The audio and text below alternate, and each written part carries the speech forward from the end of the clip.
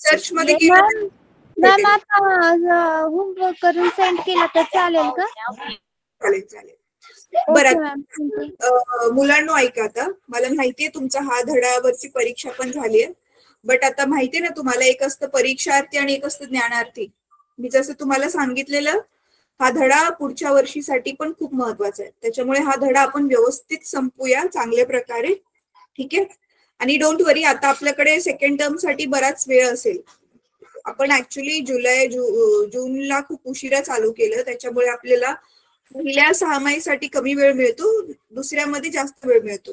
तर आता दुसऱ्या 6 महिन्याचा सिलेबस आपला व्यवस्थित होईल सर, तुम्ही काही तशी काळजी करू नका. आणि आता दुसऱ्या 6 महिन्यामधले धडे पण म्हणजे कम्पॅरेटिव्हली लेवल आहेत, तर काही प्रॉब्लेम नाहीये. ठीक आहे. तर आता थांबा, मी तुमचं टेक्स्टबुक शेअर करते तुमच्या बरोबर. गणितांमध्ये ऍटलिस्ट ज्यांनी गणित सोडवली आहे, काय डाऊट आहे कोणाला?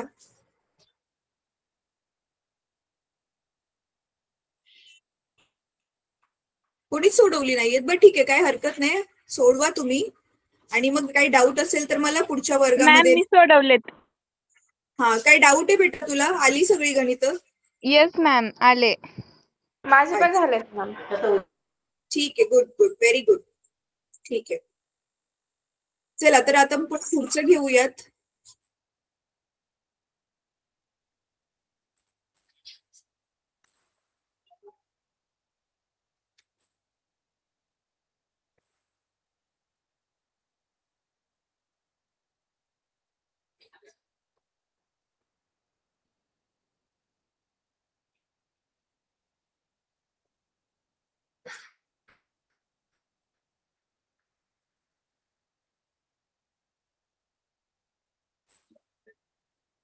हा मुलांनो, आज आपण की नाही हे करणार आहोत, ओहमचा नियम. ओहमचा नियम. आता ओहम कोण आहे? ओहम एक शास्त्रज्ञ आहे. त्याने काय केलं की खूप सारे प्रयोग करून पाहिले.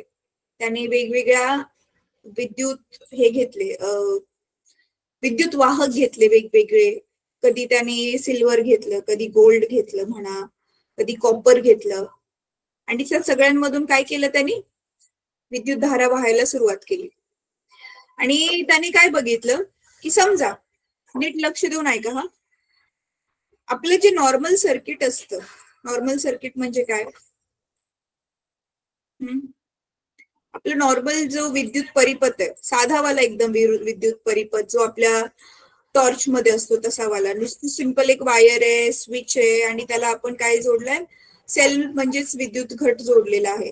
सेल असू शकतो किंवा बॅटरी पण असू शकते, तो जोडलेला आहे. आणि मग त्याच्यामुळे काय होते?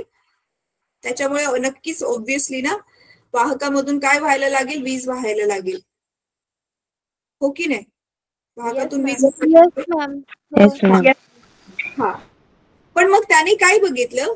आता तुम्ही मला सांगा बरं का, समजा मी 1 व्होल्टचा सेल जोडला आणि ना ती विद्युत धारा मोजली.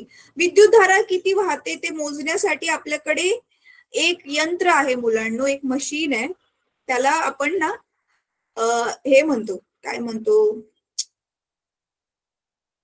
अच्छा, व्होल्टेजला व्होल्टमीटर म्हणतो, अॅमीटर म्हणतो आपण त्याला. काय म्हणतो? अॅमीटर. इंग्लिश मधून त्याचं नाव आहे अॅमीटर. हा, अॅमीटर असं पण त्याला म्हणतो. तर त्या अॅमीटरला यूज करून, अॅमीटरला त्याने यूज करून त्याने काय केलं? ते विद्युत धारा किती वाहते हे मोजलं. ठीक आहे. आता विद्युत धारा मुलांना आपण कशामध्ये मोजतो? एकक काय आहे विद्युत धारा मोजण्याचं? व्होल्ट. नाही, व्होल्ट ते तर विभवांतर, पोटेन्शियल डिफरन्स मोजण्याचं आहे. Voltage ma'am. बर थांबा 1 मिनिट, आता मी तुम्हाला आकृतीच काढून दाखवते, मग समजेल तुम्हाला लवकर. मॅम व्होल्टेज येईल का? सांगते सांगते सांगते, ऐका. बघा, आपण काय केलं, हे ना एक असं साधं सर्किट घेतोय आपण. त्या सर्किट मध्ये ना आपण एक समजा आपल्याला कळावं विद्युत धारा वाहते की नाही वाहते, म्हणून इथे समजा एक असा बल्ब जोडला. ठीक आहे, काय जोडला? Ma'am bulb. क्लोम येईल का? बेटा थांब एक मिनिट थांब. आणि इथे आपण काय केलं, एक सिंपलसा त्याला हा विद्युत घट जोडला. ठीक आहे, इथे समजा आपण स्विच जोडला, एक स्विच बटन बंद चालू करायला. आणि इथे आता ते ॲमीटर हे असं दिसतं बघा मुलांना, म्हणजे त्याचं चिन्ह ॲमीटर जे आहे ते चिन्ह असं काढतात आणि इथे लिहिलेलं असतं ए. ठीक आहे, सर्किट मध्ये दाखवण्यासाठी. पण ॲमीटर काय असतं आता मी तुम्हाला सांगते. ॲमीटर बेसिकली ना असं एक यंत्र असतं. सर तुम्ही जसं हे काडीमध्ये बघा ते स्पीडोमीटर वर बघितले ना, कसं ते आधी 10 वर असतं, हे ॲमीटर पण मॅम हो. पण तसंच असतं. ह्याच्यावरती पण अशी एक स्केल बनवलेली असते. स्केल म्हणजे माहितीच आहे तुम्हाला काय असतं ते, बरोबर? इथे ना त्याला एक सुई जोडलेली असते. तर हे 0 पासून चालू असतं आणि ते आपल्यावरती डिपेंड. ह्याच्या वेगवेगळ्या स्केल्स अवेलेबल आहेत, कुठून ते कुठपर्यंत आपल्याला रेंज पाहिजे. त्याची रेंज म्हणजे समजा आपला खूप कमी करंट असेल तर मिली अँपियर. मिली म्हणजे माहितीये ना, एकदम लहान. मिली जसं मिलीमीटर असतं, मीटर असतं, सेंटीमीटर असतं, मिलीमीटर असतं, तसं मिली अँपियर असतं. करंट आय म्हणजे विद्युत धारा आपण अँपियर मध्ये मोजतो आणि अँपियरच्याच नावाने हे जे यंत्र बनलंय त्याला ॲमीटर म्हणतात. तर समजा माझ्याकडे ह्या सर्किट मधून जो करंट वाहणार आहे, ही जी विद्युत धारा वाहतीये, ती विद्युत धारा खूप कमी आहे आणि म्हणून मग हे जे यंत्र बनवलंय ते MA आहे. ते MA म्हणजे हे यंत्र फक्त थोडा करंट मोजू शकतं, मिली अँपियर मधला करंट मोजू शकतो. तर समजा तो 0 ते 3 आहे. 0 ते 3 म्हणजे 0 ते 3 म्हणजे 0 ते 3 मिली अँपियर करंट मोजणार. म्हणजे इथे समजा हा पहिली लाईन जी आहे ती 0 ची आहे, इथे ती आहे ती 1 ची आहे, इथली लाईन जी आहे ती 2 ची आहे आणि ही शेवटची लाईन जी आहे ती 3 ची आहे. मग मला सांगा बरं, ह्या ज्या मधल्या लाईन्स आहेत ह्या कितीच्या येतील? मग ह्याच्या बरोबर मधल्या लाईन आहेत त्या कितीच्या येतील? 0 आणि 1 च्या मधली लाईन कितीची येईल मग? 5 मॅडम. 0.5. 0.5 आणि 1.5, 2.5, 1.5, 2.5, 5 आणि नंतर 3. हा, आणि मग आपण जसं जसं आता नीट बघा हा, मी पुढे काय सांगते. जसं जसं आता फक्त हे आपण काय केलं, मग इथे अँपियर हे मिली अँमीटर इथे जोडलं म्हणजे आपल्याला विद्युतधारा किती वाहते ते बघायला मिळेल. समजा आता नीट ऐका बरं का. आता काय केलं मी, हे स्विच चालू केला. इथे समजा मी सुरुवातीला हा 1 व्होल्टचा बल्ब घेतलाय. 1 व्होल्टचा बल्ब म्हणजे बघा, आता मी नीट बघा बरं का, आपण तक्ता पण बनवूया चला. ठीक आहे, आपण ना त्यांची वाचनं घेऊ, रिडिंग्स घेऊ. 1, 2, 3. समजा इथे आपण घेतोय, आपण किती त्याला विभवांतर देतो, आपण किती व्होल्टचा बल्ब म्हणजे विद्युत घट लावतोय, तो व्ही म्हणजे विभवांतर, त्याचं एकक असतं व्होल्ट. आणि किती करंट म्हणजे विद्युत धारा आय, त्याचं एकक काय घेतले आता आपण इथे? Milli ampere. बरोबर आहे? Yes ma'am. आता समजा पहिल्या केसमध्ये, फर्स्ट केसमध्ये म्हणजे पहिल्या अटीमध्ये आपण समजा हा जो लावलाय विभवांतर, किती विभवांतराचा बल्ब लावलाय? 1 व्होल्टचा. 1 व्होल्टचा. आणि समजा त्याच्यासाठी मला करंट किती मिळतोय? हा 0.5. 0.5 चा. 0.5 चा हा करंट मिळतोय. म्हणजे ती त्याचा जो हे आहे, त्याचा काटा जो आहे तो इथे दाखवतोय. ठीक आहे, इथे पॉइंट करतो. तर मग आपण इथे काय लिहिणार? 0.5. आता मी हा बल्ब म्हणजे हा वाला सेल काढून जरा मोठा वाला सेल लावला 2 व्होल्टचा. तर मला आता सांगा, हा 2 व्होल्टचा सेल लावल्यावर विद्युत धारा वाढेल, कमी होईल, आहे तेवढीच राहील, काय होईल? वाढेल मॅम वाढेल विद्युत धारा. समजा मग ती 1 झाली. हा, तर ती 1 झाली. ठीक आहे, 1 अँपियर झाली. आधी 0.5 होती, आता किती झाली? हा काटा इथे ठीक आहे, आता 1 झाली. तो काटा इथे पॉइंट करायला लागला, इथे.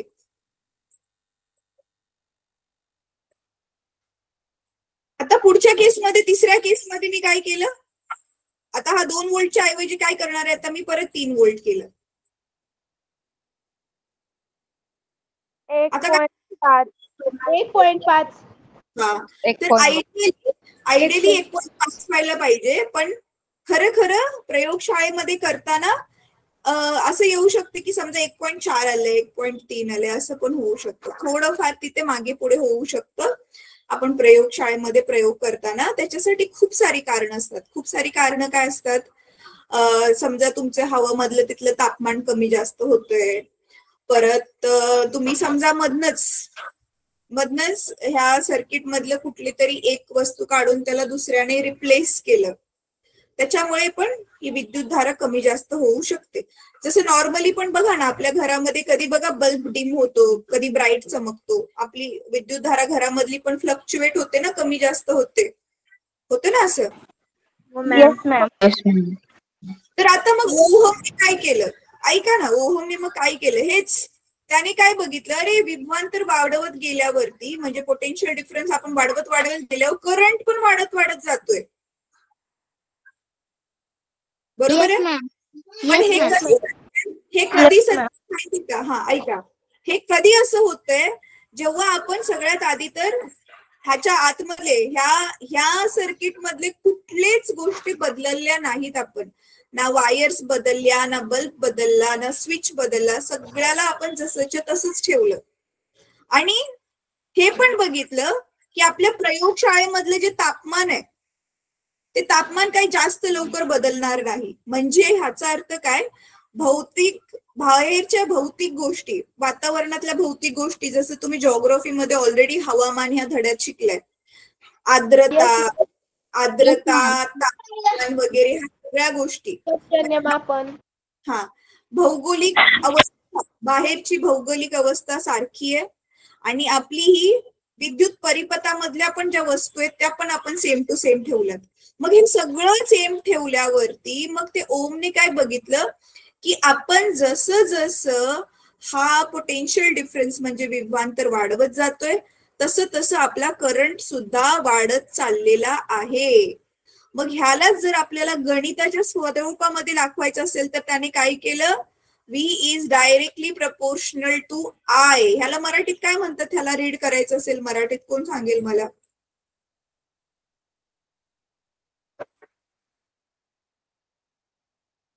ह्याला असं पण लिहू शकतो मुलांनो. ऍक्च्युअल मध्ये खरी पद्धत काय आहे की आपला हा जो करंट आहे, विद्युत धारा आहे, ती कशावर अवलंबून आहे, पोटेन्शियल डिफरन्सवर अवलंबून आहे. म्हणजे ह्या कशावर अवलंबून आहे, विभवांतरावर अवलंबून आहे.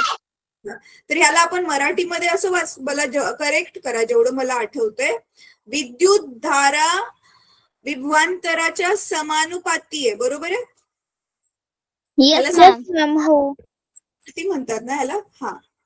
तर मग हेच त्याने सांगितलं. मग तुम्हाला माहिती आता समानुपातीचं चिन्ह काढून आपण तिथे काय टाकू शकतो, बरोबरचं चिन्ह टाकू शकतो, पण फक्त तिथं आपल्याला करावं लागेल, एक कुठला तर आपल्याला स्थिरांक घ्यावा लागेल.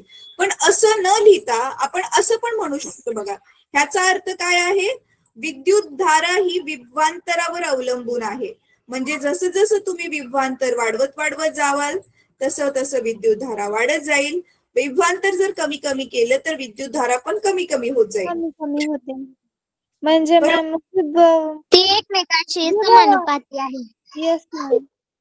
तर ह्याला आपण उलट पण लिहू शकतो, V directly proportional to I असं पण लिहू शकतो. आता ह्याचा अर्थ काय होतोय, ह्याचा अर्थ असा होतोय की आपल्याला जर ह्यापैकी एक भौतिक राशी वाढवायची असेल, एक भौतिक राशी वाढवली की दुसरी आपोआप वाढते, दोन्ही पण राशी एकमेकांना समानुपाती आहेत असा त्याचा अर्थ होतो. तर मग आता तुम्हाला माहिती आहे आपण काय करणार, ह्याच्यामधलं एक मिनिट लिहिते, याच्यामधलं जर आता आपण हे समानुपातीचं चिन्ह काढलं तर आपण ह्याला असं लिहू शकतो, V बरोबर I, पण इथे आपल्याला एक काय घ्यावं लागेल, स्थिरांक घ्यावा लागेल, है ना. म्हणून मग आपण ह्याला असं लिहू, V is equal to IR. R काय आहे आपला, हा स्थिरांक. कॉन्स्टंट. कॉन्स्टंट म्हणतो इंग्लिशमध्ये, कॉन्स्टंट ऑफ प्रपोर्शनॅलिटी, मराठीत स्थिरांक. आणि म्हणूनच मग आर ची किंमत आपण काय लिहू शकतो, R is equal to V upon I. तर हे सूत्र तुम्हाला दिलेलं आहे पुस्तकामध्ये. आता हा आर काय आहे नीट आता समजून घ्या बरं का. आता आपण असं म्हटलं, नीट ऐका आता मी काय म्हणते, आपण असं म्हटलं की व्ही वाढवत वाढवत गेल्यावर आय पण वाढतोय. ठीक आहे, आता नीट बघा बरं का. समजा आता सुरुवातीला इथे आपण व्ही 1 व्होल्ट ठेवलेला, बरोबर आहे. 1 व्होल्ट झाल्यानंतर ना मग मी बघितलं 2 व्होल्ट केल्यावरती डायरेक्ट मला इथे 5 मिली अँपिअर करंट मिळाला, असं होईल का? नो मॅम, नाही हो होणार. मॅम, हो मॅम नाही. आणि परत 3 व्होल्ट केल्यावरती डायरेक्ट मला 15 मिली अँपिअर करंट मिळाला, असं हो होईल? मॅम, असं होऊ शकत नाही. मॅम, असं नाही होणार. नाही मॅम. त्याच्यामध्ये जो होणारा बदल आहे, आधी 0.5 परत 5 परत 5 नंतर डायरेक्ट 15, म्हणजे त्याच्यामध्ये काही पॅटर्नच आपल्याला सापडत नाहीये की तो किती किती पटीने नक्की वाढतोय, है ना. हा, समानुपाती म्हणजे काय, समान भागाने तो वाढतोय. असं रॅन्डमलीच नाही वाढू शकत की डायरेक्ट एकदम वाढला, कधी एकदम थोडा वाढला, कधी एकदम जास्त वाढला, असं नाही होऊ शकत ना. तर आपण काय बघितलं की त्याच्यामध्ये एक पॅटर्न आहे. कसला पॅटर्न आहे की तो बरोबर समान मापानच वाढतोय.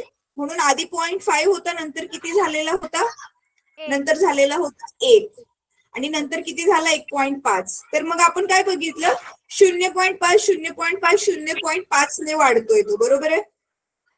Yes ma'am. Yes ma'am. म्हणजे समान भागात वाढतोय. म्हणजे हे 0.5 काय झालं मुलांनो, हा स्थिर किंमत आहे ना, ज्याने तो वाढत जातोय. तर ही हो स्थिर, मॅम. ही जी स्थिर किंमत ज्याने तो वाढत वाढत जातोय त्यालाच आपण आर म्हणतोय. तोच इथे आहे, तो स्थिर आहे, म्हणजे तो स्थिरांक आहे, म्हणजे तो कॉन्स्टंट आहे.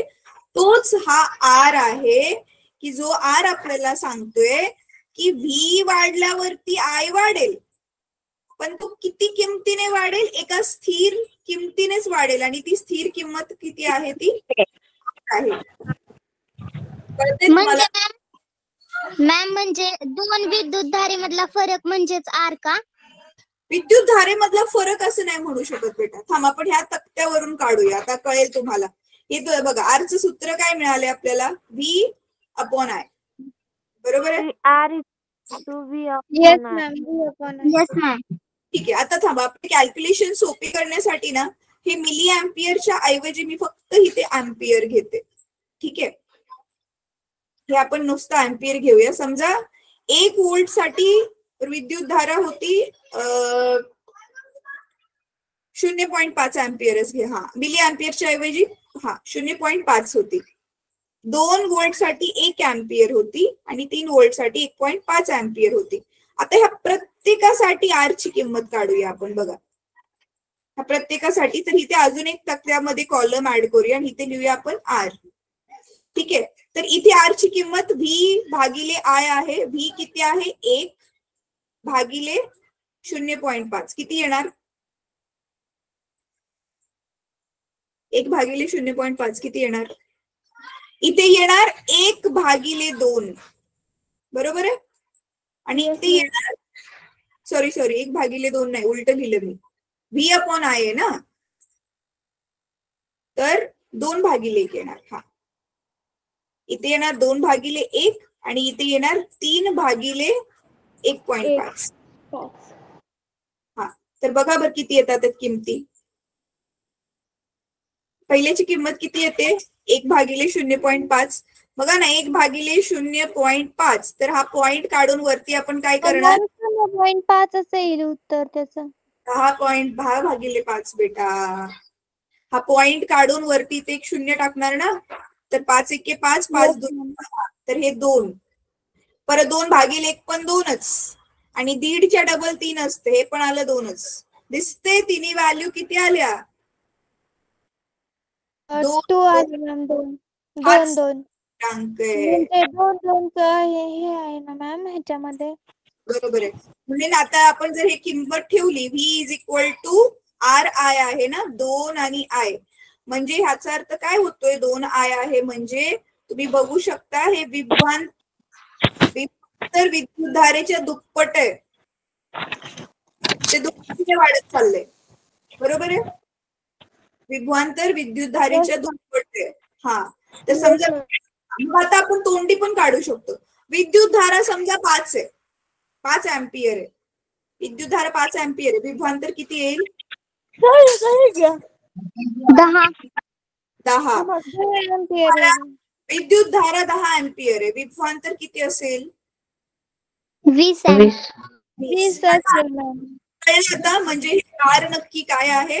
आर ही किंमत देते की दोघं जण वाढतात पण ते कशा पद्धतीने वाढतात त्याची किंमत देतोय. म्हणजे तो स्थिरांक तो आर आहे. कळलं इथे इथपर्यंत आर काय आहे ते? येस मॅम, समजलं. तर ह्या आर ला मुलांनो, हा चला गणितामध्ये आर, ह्या गणितीय भाषेत आर काय आहे ते तुम्हाला कळलं की हा चला तो एक कॉन्स्टंट आपल्याला एक आकडा देणार आहे ज्याच्या पद्धतीने ते वाढत वाढत जाणार आहे विभवांतर आणि विद्युतधारा. पण प्रॅक्टिकल लाईफ मध्ये ज्यावेळी आपण ते प्रयोग करतोय, वायरी वगैरे सगळं ते सर्किट मध्ये जोडले, तिथे हा आर कसा काम करतोय आता नीट बघा. तर आर म्हणजे रोध मुलांनो, रोध. काय? रोध. आता त्याला आर हे का सिंबल दिले? रोधला इंग्लिश मध्ये म्हणतात रेझिस्टन्स. रेझिस्टन्स म्हणतात, रोध म्हणतात, म्हणून त्याला आर फॉर रेझिस्टन्स म्हणून त्याला कॅपिटल आर ने दर्शवतात. आता हा रोध म्हणजे नक्की काय माहितीये का? आपल्या वाहकामध्ये रोध कसा आहे, येतो कुठून? तर तो मुळामध्ये प्रत्येक वाहकाच्या आतमध्येच असतो. आता तुम्ही म्हणाल कसं आतमध्ये असतो, कसं कळेल आपल्याला? तर आता कुठला पण वाहक घ्या, कुठला पण वाहक म्हणजे समजा सिंपल कुठला पण सुवाहक कंडक्टर ज्याच्यामधून आपली इलेक्ट्रिसिटी वाहू शकते. आता सिंपल समजा मी ना ही एक वायर घेतली. काय घेतले? वायर घेतली, कॉपरची बनलेली वायर ही घेतली. तर कॉपर जो पण सुवाहक आहे किंवा दुर्वाहक आहेत, सगळ्यांमध्येच रोध असतो. सुवाहकांमध्ये रोध कमी असतो, दुर्वाहकांमधले रोध जास्त असतो. आता रोध म्हणजेच काय माहितीये का? आपल्यामध्ये पण असतो रोध, पण कसा वाला रोध? समजा तुम्हाला कुठलं तर काम सांगितलं, तर त्यावेळी आपण ना एक सुरुवातीला लगेच काही मुलं, सगळी नाही, काही मुलं लगेचच आतून काय येतं? मला काम सांगितलं. तर हा जो मनातून नाही करायचंय, ही जी फिलिंग आहे ना, तोच रोध आहे. आपण रोध दाखवतोय की नाही मला नाही करायचंय. तर कधी कधी तो रोध फक्त मनापर्यंत असतो, पण मग बोलताना आणि म्हणताना आपण करून दाखवतो. समजा आईने काही काम सांगितलं, बरं मनातून येते नाही, पण नंतर आपण स्वतःच कन्व्हिन्स करतो, नाही चला मम्मीने सांगितले तर करूयात, आणि करतो आपण ते काम. ठीक आहे. आणि काही जण मुलं नाही मला करायचंच नाहीये, मग त्यांचा रोध अजून जास्त आहे. त्यांचा रोध फक्त इथे विचार करण्यापुरता नाहीये, ते बोलतात पण आहेत आणि खरं काम पण नाही केलं, म्हणजे ते जास्त रोध दाखवतात. अडवणं, रोध घालणं म्हणजे खरं तर अडवणं, त्याचा मराठीत अर्थ आहे. रेजिस्ट करणं, अडवणं. तर रोध म्हणजे काय? प्रत्येक वाहकाचा तो स्वभाव ज्याच्याने तो अलाव नाही करत आहे त्याच्यामधून विद्युतधारा वाहण्यासाठी, म्हणजे स्वतःमधून विद्युतधारा वाहण्यासाठी तो स्वतःच जो अडथळा निर्माण करतोय त्याला रोध असं म्हणतात. आता तुम्ही म्हणत असेल की असं कसं, तो का करेल अडथळा निर्माण? तर तो अडथळा त्याला स्वतःहून निर्माण करायचंय अशातला भाग नाहीये. तो अडथळा आपोआपच निर्माण होतोय. आता कसा काय तो आपोआप अडथळा निर्माण होतोय बघा. आता नीट बघा बर का. आता ही जो वायर आहे, ह्या वायरचा हावाला पोर्शन ना आपण इथे मोठा असा झूम करून बघूया. तर इथे दिसायला मला ती वायर मोकळी दिसते एकदम. रिअल मध्ये ती आतून वायर मोकळी आहे का? एकदम अशी पाण्याच्या पाईप सारखी आतून एकदम मोकळी, म्हणून त्याच्या आत म्हणून भराभर पाणी चाललंय, अशी मोकळी आहे का ती वायर? मुलांना मग काय आहे त्या वायरच्या आतमध्ये? वायरच्या आतमध्ये काय आहे मग? मॅम एकदा रिपीट करा. अरे आता कॉपरची वायर घेतली ज्याच्यामधून आपल्याला विद्युतधारा घालवायची, करंट घालवायचं, पण ती कॉपरची वायर आतून पूर्णपणे मोकळी आहे का, ओपन आहे का, जसं पाण्याची पाईप असते की हा भराभर त्याच्या आतमधून इलेक्ट्रॉन वाहतील आणि मग काय करंट असेल ना? अरे करंट तर आता आपण घालवलाच नाहीये ना. मॅम तांब्याची तांब स्वतःच आहे, बरोबर आहे ना. हो मॅम. आतून मोकळी नाहीये, अशी पोकळ नाहीये, तांब स्वतःच आहे. हो मॅम. हा तांब म्हणजे काय आहे? म्हणजे धातू आहे मॅम. धातू आहे. आणि तो कशाने बनलाय? तो कशाने बनलाय? अणूने बनलाय ना. त्याच्या आतमध्ये असे खूप सारे एकतर जवळजवळ चिटकलेले अणू आहेत आणि त्या अणूंच्या मधल्या जी जागा आहे, ती मधली जी जागा आहे, फक्त तीच जागा इलेक्ट्रॉनला जाण्यासाठी अवेलेबल आहे. किंवा अणूंच्या ज्या कक्षा आणि त्यांचं जे केंद्रक आहे, त्या कक्षा आणि केंद्रकाच्या मधली जागा म्हणजे ही वाली पोकळ जागा असेल तर तीच जागा फक्त अवेलेबल आहे इलेक्ट्रॉनला जाण्यासाठी. मग हे जे फ्री इलेक्ट्रॉन आपण बघितलेले, तर मग हे जे फ्री इलेक्ट्रॉन आहे ह्यांना जाण्यासाठी मोकळा रस्ता अवेलेबल नाहीये. एकतर त्या अणूंमधला जो पोकळ भाग आहे त्याच्यामधून ते जाऊ शकतात. रुदरफोर्डचं गेल्या वर्षी तुम्ही थिअरी केलेली की अणूचा खूप सारा भाग पोकळ असतो, माहितीये ना, फक्त तिथे केंद्रकच जरा थोडं घट्ट सॉलिड असतं, नाहीतर खूप सारा पोकळच असतो. हा, मग तो अणूंचा पोकळ भाग आहे अवेलेबल इलेक्ट्रॉनला जाण्यासाठी आणि दोन अणूंच्या मधली जी जागा आहे ती अवेलेबल आहे. मग तरी सुद्धा इलेक्ट्रॉन वाहताना काय होतात, ते आदळतात. कोणावर आदळतात? ह्या अणूंवरती पण आदळतात, केंद्रक वगैरे त्याच्यावर आदळतात. आणि मुलांना तुम्ही बघा, बेल वाजल्यावर दरवाजा एकच आहे आणि तुम्ही सगळे एकत्र बाहेर निघायचा प्रयत्न करता, त्यावेळी तुमचा पण एकमेकांना धक्का लागतो ना. सेम तसंच हे जे इलेक्ट्रॉन आहेत, आता ह्या इलेक्ट्रॉन पुढे चाललाय आणि मागचा इलेक्ट्रॉन समजा फास्ट असेल तर तो इलेक्ट्रॉन पण ह्याच्यावर येऊन आदळणार ना. तर असं इलेक्ट्रॉन इलेक्ट्रॉनवर आदळतात जाताना, इलेक्ट्रॉन अणूंवरती पण आदळतात. त्याच्यामुळे मग काय होणार, ऑब्व्हियसली इलेक्ट्रॉनची गती कमी होणार ना. आदळून झाल्यावरती मोकळा मार्ग नाहीये, ते एकमेकांवर आदळतात, त्याच्यामुळे त्या इलेक्ट्रॉनची गती कमी होते आणि म्हणूनच आपण म्हणतो की विद्युतधारा जी आहे ती कमी वाहते त्याच्यामुळे. मग ह्या आदळण्यामुळे जी विद्युतधारा कमी होते, याचाच अर्थ विद्युतधारा वाहण्यासाठी जो नॅचरली एक अडथळा आहेच. नॅचरली का अडथळा आहे? नैसर्गिकरित्याच एक अडथळा आहे. तो अडथळा कशामुळे आहे? त्या अणूंच्या असण्यामुळे, इलेक्ट्रॉनच्या आदळण्यामुळे. आणि हा अडथळा जो आहे तो प्रत्येक प्रकारच्या सुवाहकाचा आपला आपला अडथळा असतो. जसं की सगळ्यात कमी अडथळा ज्याच्यामध्ये असतो ते आहे गोल्ड. गोल्ड मधून खूप उत्तम प्रकारे विद्युतधारा वाहू शकते सिल्वर आणि कॉपरच्या कंपॅरिझन मध्ये. पण आपण तरी पण कॉपरच्याच वायरी वापरतोय, गोल्डच्या वायरी नाही वापरत आहेत विद्युतधारा आपल्याला घरामध्ये पोहोचवण्यासाठी. गव्हर्नमेंट गोल्डच्या वायर्स नाही वापरत. असं का असेल, कोण सांगू शकेल का?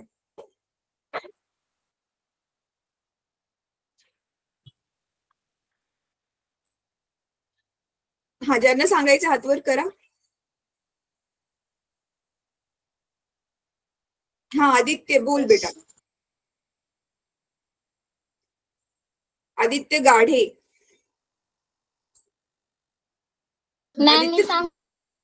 आदित्य तू हात वर केलायस बेटा, चुकून केलंयस का? बर, साक्षी सांग. Okay ma'am. जर सोन्याच्या म्हणजे अशा वायर तयार केल्या तर ते सर्वसामान्य लोकांना घेणे शक्य नाही होणार आणि आपण अशा जर सोन्याच्या वायर्स वापरत राहिलो तर म्हणजे चोऱ्या होत राहतील. बरोबर, अगदी बरोबर. पहिली गोष्ट, आपण ती सोन्याची वायर अफोर्ड नाही करू शकत. आपण एवढं रिच नाहीये की सोन्याच्या वायरी इलेक्ट्रिसिटीसाठी वापरायला. आणि सोनं हे खूप जास्त मूल्यवान असल्यामुळे ऑब्व्हियसली सोन्याच्या वायरा चोरी करून घेऊन जातील लोक, विकून पैसे घेतील किंवा काहीतरी दागिने बनवत बसतील त्याचे, म्हणून आपण कॉपरच्या वायर्स वापरतोय, सोन्याच्या वायर्स आपण वापरत नाहीये. बरोबर आहे, अगदी बरोबर. ठीक आहे. आता ना बघा, ह्याच रोध, आता रोध म्हणजे प्रत्येक मूलद्रव्य एक अडथळा निर्माण करते विद्युतधारा वाहण्यासाठी, त्या अडथळ्यालाच आपण रोध म्हणतोय. आय होप हा रोध का आहे हे तुम्हाला कळलं असेल. कळलं मुलांनो? तर आता मगाशी जो आता आपण तक्ता बनवला, त्या तक्त्यामध्ये आपण काय केलेलं होतं की आपण विभवांतर वाढवत चाललेलो है ना. विभवांतर 1 होतं, 2 होतं, 3 होतं, त्याच्यानुसार आपल्याला करंट मिळत होता 0.1, 1.5. बरोबर आहे. हा व्होल्ट मध्ये घेतलेला आपण आणि हे अँपियर मध्ये घेतलेलं, आणि आपल्याला मग रोध किती मिळालेला सगळीकडे? Same to same 2, 2, 2. हा, आता जसं मुलांना आपण हा जो पोटेन्शियल डिफरन्स आहे, विभवांतर व्होल्टने मोजतो, व्होल्ट मध्ये मोजतो, करंट म्हणजे विद्युतधारा अँपियर मध्ये मोजतो, तसं हा जो रोध आहे, रेझिस्टन्स आहे, त्याला आपण ह्या ओम मध्ये मोजतो. हे नवीन एक चिन्ह बनवलंय आणि हे तो जो ओम सायंटिस्ट आहे त्याच्या नावावर आहे ते. म्हणजे हे 2 आहे म्हणजे हे 2 ओम आहे. ठीक आहे, हे 2 ओम आहे. आणि ऍक्च्युली ओम म्हणजे काय, आपण मगाशी बघितलं ना सूत्र, R = V/I ना. बरोबर आहे. तर ऍक्च्युली ओम म्हणजे काय होतं, व्होल्ट भागिले अँपियर. व्होल्ट भागिले अँपियर बघा लिहायला पण, जसं आपण स्पीडला लिहितो मीटर पर सेकंड, तसंच हे व्होल्ट पर अँपियर आहे. पण हे व्होल्ट पर अँपियर लिहायला पण विचित्र वाटतंय, म्हणून आपण ओम हे नाव दिलं, त्याला एक चिन्ह पण दिलं. तर आपण रेझिस्टन्स म्हणजे रोध हा ओम ह्या एककामध्ये मोजतो, युनिट मध्ये मोजतो. ते स्टँडर्ड इंटरनॅशनल युनिट आहे त्याचं रोधाचं. आता मग नीट आता समजून घ्या, हा रेझिस्टन्स, हाच रेझिस्टन्स काय आहे, हेच कन्सेप्ट त्या शास्त्रज्ञाने सांगितली की रेझिस्टन्स म्हणजे V/I. म्हणजे कुठल्या पण मूलद्रव्याचा जो रोध आहे तो आपण अशा पद्धतीने काढू शकतो. कसं काढायचं, ते मूलद्रव्य घ्यायचं, त्या मूलद्रव्याला सर्किट मध्ये जोडायचं, आपण एक त्याचं हे लावायचं, अॅमीटर लावायचं आणि चेक करत जायचं की 1 व्होल्ट साठी किती करंट आहे, मोजून नोट करून घेतलं. 2 व्होल्ट साठी किती करंट आहे, नोट करून घेतलं. आणि प्रत्येकाला भागून भागून मग काय भेटेल आपल्याला, रोधाची किंमत भेटेल. असं प्रत्येकाचा रोध आपण काढू शकतो, असं त्या शास्त्रज्ञाने सांगितलं. पण त्याच्या काय निदर्शनात आलं माहितीये का, नीट आता ऐका बरं का. त्याच्या काय निदर्शनात आलं की समजा मगाशी जे मी तुम्हाला सर्किट दाखवलेलं, तेच सर्किट घेऊन त्याने डिसेंबर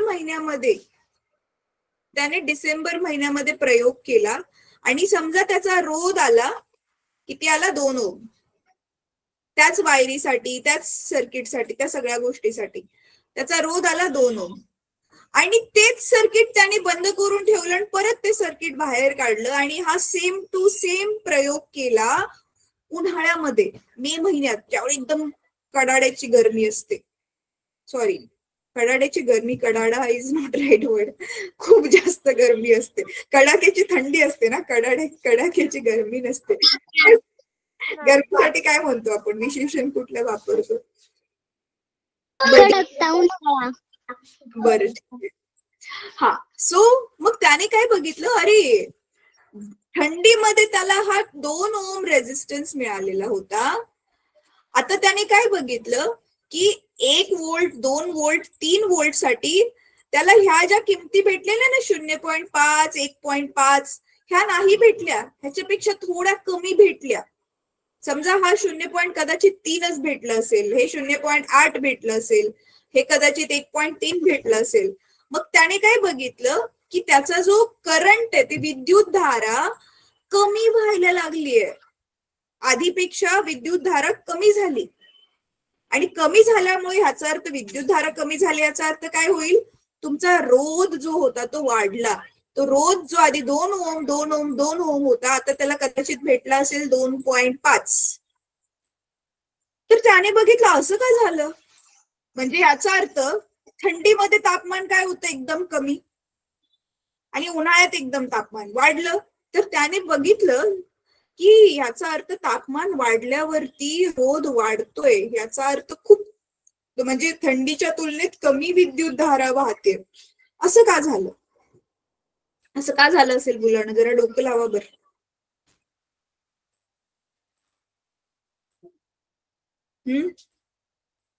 का झालं असेल असं? तापमान वाढल्यावर मॅम त्यावर वातावरणाचा परिणाम झाला. त्या विद्युत मॅडम ती विद्युत धाराची जी धातूची तार आहे ना ती उन्हामुळे तापली, त्याच्यामुळे ते उन्हाळ्यात त्याच्यामधून जास्त विद्युत धारा गेली आणि गारव्यामध्ये ती जरा म्हणजे गारव्यामुळे थोडी गार होईल आणि त्याच्यामधून विद्युत धारा कमी व्हाईल. मॅम बिलकुल उलट सांगते. त्यावर वातावरण थंडीमध्ये विद्युत धारा जास्त, गरमीमध्ये कमी वाहतीये. वातावरणाचा येस मॅम. हो बरोबर आहे, वातावरणाचा परिणाम झालाय, नक्कीच झालाय. आता काय होतंय मी तुम्हाला नीट सांगते. ठीक आहे, आता गरमी आहे ह्याचा अर्थ असा तर बिलकुल पण नाहीये की ती जी कॉपरची तार आहे ती वितळलीच एकदम, बिलकुल ना, है ना. आणि थंडी आहे ह्याचा अर्थ असा पण नाहीये की ती कॉपरच्या तालेची कुल्फी जमली, असं पण नाहीये त्याचा अर्थ. पण मग होतंय काय नक्की, आता नीट ऐका. आतमध्ये, ह्याच्या परत आतमध्ये जायचं आपल्याला मुलांना. हे जी कॉपरची वायर आहे, जसं आपण बघितलं त्याच्या आतमध्ये काय आहेत, हे अणू आहेत, असे खूप सारे अणू आहेत, बरोबर आहे. Yes ma'am. तर मी पुढे जे सांगते ना ते नीट लक्ष देऊन ऐका. हे अणू जरी एकमेकांच्या जवळ खूप चिटकलेले असले ना तरी सुद्धा ते एकदम गपचीप शांत बसलेले नाहीयेत.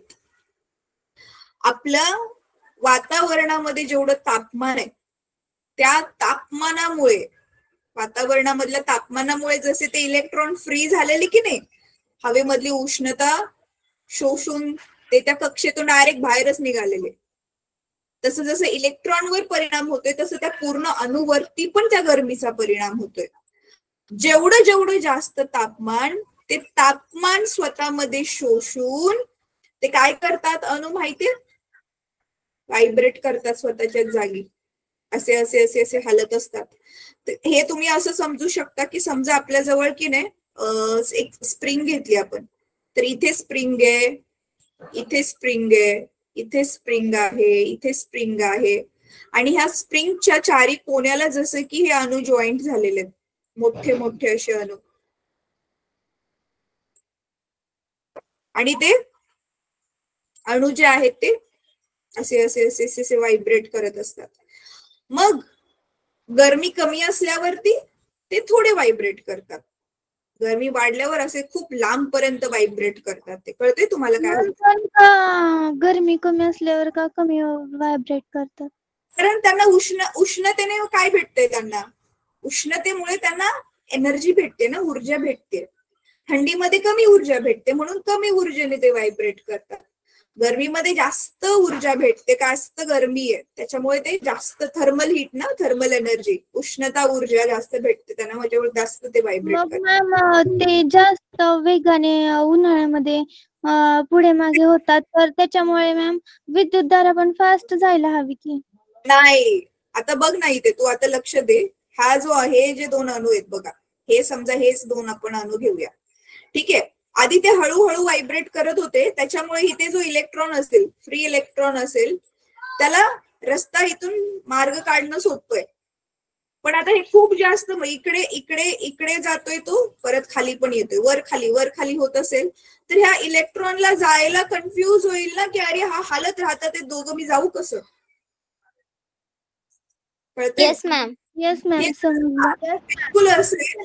हा, हे बिलकुल असे की समजा तुमचा जो आहे तो शाळेच्या रूमचा दरवाजा आहे आणि त्या दरवाज्यात बरोबर अशी दोन मुलं उभी राहील, एक्झाम्पल घेतोय आपण, तर ती दोन मुलं गपचीप शांतपणे उभी राहिली असतील तर तुम्ही मधनं किंवा साईडने जिथून पण जागा आहे गपचीप तिथून हळूच मार्ग काढून जाऊ शकता. पण ती मुलं दोघं जण राईट लेफ्ट खेळतात, तुम्हाला जाऊच देत नाहीये, है ना. तुम्हाला कळणार नाही, अरे दोघं जण नुसते हालतात आहेत, कुठून जायचं. तसंच आहे बिलकुल. Yes ma'am. कळलं? तर हा. मॅम येस मॅम समजलं. त्या दोघांची आपण अडकून बसू. हा. सो म्हणून तापमान वाढलं. तापमानाला आपण, तुम्हाला गेल्या वर्षी आठवतोय, तापमानाला आपण टी, टेम्परेचर टी ह्याने दाखवतो, ते आपण डिग्री सेल्सिअस मध्ये लिहितो. तर समजा जे थंडीमध्ये जे तापमान होतं ते होतं 25°C. 25°C ओमने काय बघितलं, ह्याचा रोध किती होता, 2 ओम. आणि 30 नाही तर समजा 35°C झालं मे महिन्यामध्ये तापमान, त्याचाच रोध झालेला होता 2.5 ओम. याचा अर्थ तापमान वाढल्यामुळे रोध सुद्धा वाढला. तापमान कमी झालं की रोध सुद्धा मग काय होतो, कमी होतो. कळलं इथेपर्यंत? हो मॅम. ठीक आहे. Yes ma'am. आता मी टेक्स्टबुक शेअर करते. टेक्स्टबुक मधला कुठला पोर्शन तुमच्यासाठी जरुरी आहे आणि काय काय पाठ करायचंय ते मी तुम्हाला सांगते. ठीक आहे. Yes ma'am.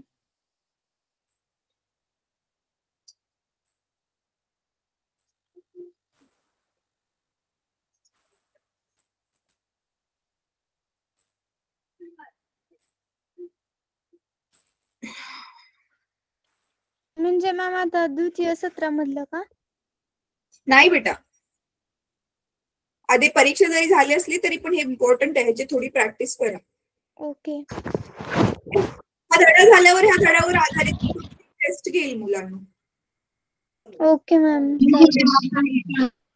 Yes ma'am.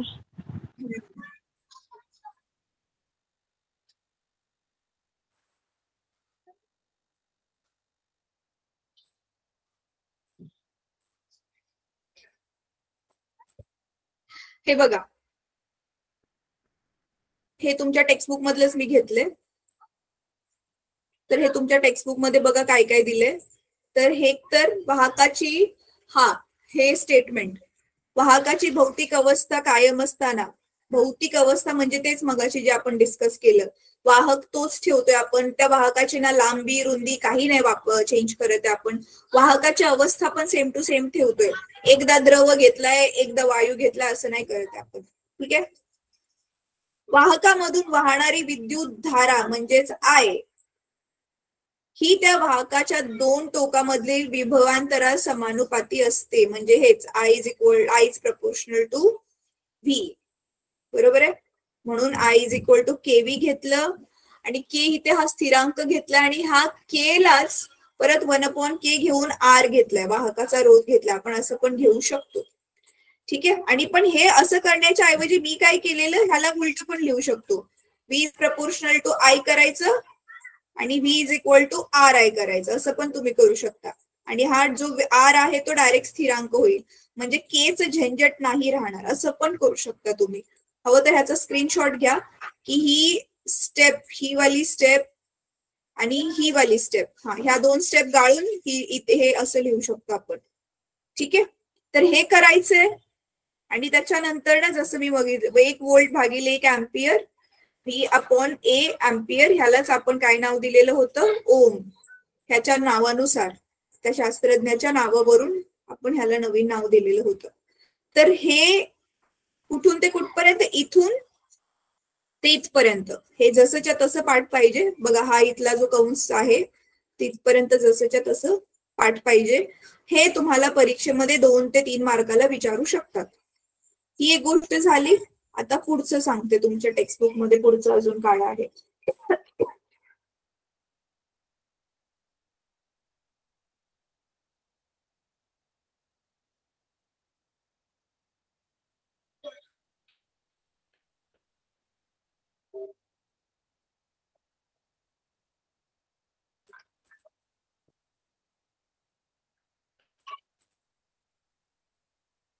मुलांनो होतं बघा, हे तुमचं पेज नंबर 14 मी घेतलंय. तुझा टॉपिक होता वाहकाचा रोध आणि रोधकता. आता रोध आपलं झालं कम्प्लीट. आज रोध म्हणजेच रेझिस्टन्स. आता रोधकता म्हणजे रेझिस्टिव्हिटी. रेझिस्टिव्हिटी काय असते, म्हणजे हा वाला जो टॉपिक आहे हा पण नेक्स्ट क्लासमध्ये बघूयात. बाकी रोध बघा काय असतं ते मी ऑलरेडी सांगितलेलं आहे. हे इलेक्ट्रॉन कमी विभव असलेल्या टोकाकडून अणूंवर किंवा आयनांवर आदळतात. आयन म्हणजेच अणू आणि आयनांवर आदळतात, हेच मी तुम्हाला सांगितलेलं. आयन म्हणजे काय माहितीये ना, आयन पण अणूच असतो, पण त्याच्यामध्ये इलेक्ट्रॉनची संख्या कमी किंवा जास्त असते प्रोटॉनच्या तुलनेत. आठवतोय ना? म्हणून त्या अणूवर धन किंवा ऋण प्रभार येतो. मग त्याच अणूवर ज्यावेळी धन किंवा ऋण प्रभार येतो त्याचं नाव आपण बदली करून त्याला आयन म्हणतो. कळते मॅम? Yes ma'am. मॅम रोध हे यादृच्छिक गतीत असतात का? यादृच्छिक म्हणजे कधी कसं पण ना, रॅन्डमली ना? Yes ma'am. ती इलेक्ट्रॉनची गती यादृच्छिक असते बेटा. रोध असं काही दिसत नाहीये, कुठला पार्टिकल नाहीये रोध. रोध म्हणजेच अडथळा, नुसता अडथळा. तो आपल्याला दिसत नाहीये. अडथळा ज्याच्यामुळे इलेक्ट्रॉनची गती कमी होते म्हणजेच रोध. ठीक आहे. इलेक्ट्रॉनची गती यादृच्छिक गती असते, रॅन्डम मोशन असतं इलेक्ट्रॉनचं. ठीक आहे. चला तर आता आपण आजचा क्लास इथे संपूया मुलांनो. आता हे जे होतं ना सूत्र R = V/I किंवा ह्यालाच उलट फुलट करून V = IR, ओहमच्या नियमावर आधारित ही जी 3 सूत्र आपण बघितली. 3 सूत्र कुठली बघितली? म्हणजे ऍक्च्युअल मध्ये एकच सूत्र बघितलंय, पण आपण त्याला उलट फुलट करून लिहू शकतो ना. बघा मी परत एकदा सांगते. येस मॅम समजलं. हा तर एक मिनिट, ह्याच्यामध्ये आहे का? बरोबर R गुणुले I आणि V बरोबर IR आणि R बरोबर V/I. हे पहिलं सूत्र. परत दुसरं सूत्र काय होतं?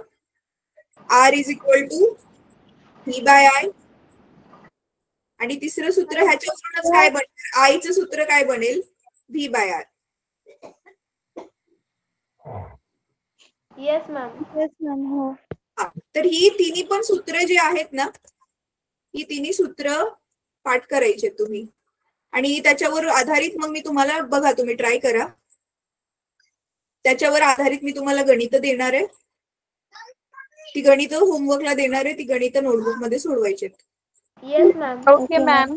ठीक आहे. Bye ma'am. Bye ma'am.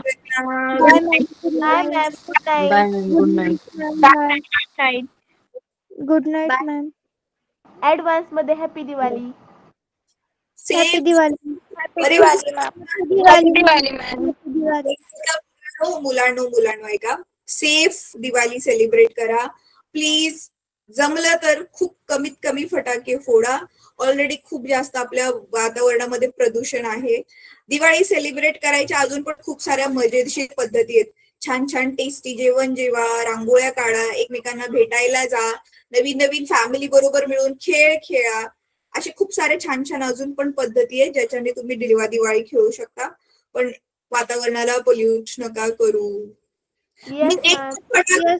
Okay ma'am. मी स्वतः एक पण फटाका नाही फोडणार आहे, असं नाही की तुम्हाला सांगते मी.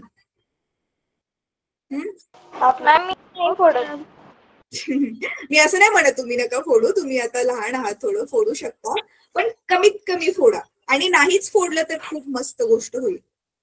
Okay ma'am. Yes ma'am.